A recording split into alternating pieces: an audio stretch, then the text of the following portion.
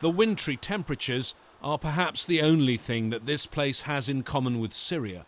Montreux is best known for its jazz festival, a wealthy resort in a country that hasn't seen warfare for 160 years. Yet it's here that talks are due to start with the effort of trying to end one of the bloodiest conflicts in modern history, a conflict that's still raging.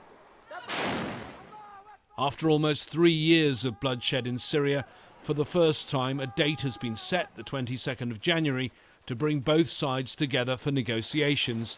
Even now, though, there's again talk of delay. There are still a lot of challenges. One of those, of course, is the who's going to be invited. And I know specifically here the question of Iran and Saudi Arabia might be problematic.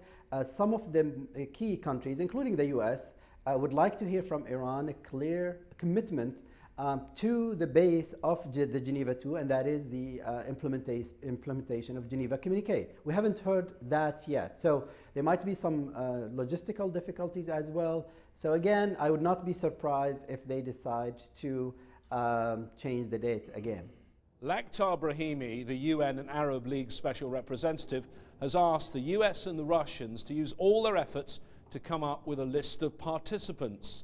He's told the Americans that in the coming hours he wants the names of 9 members of the opposition. He wants the Russians to bring a list of 9 participants from the regime side. Even if the talks do finally go ahead, diplomats think the chances of a deal are not high.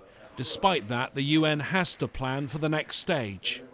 We might contribute towards stabilization of the situation in Syria. And we have been working on various scenarios, planning ahead. But clearly this is still mainly paperwork.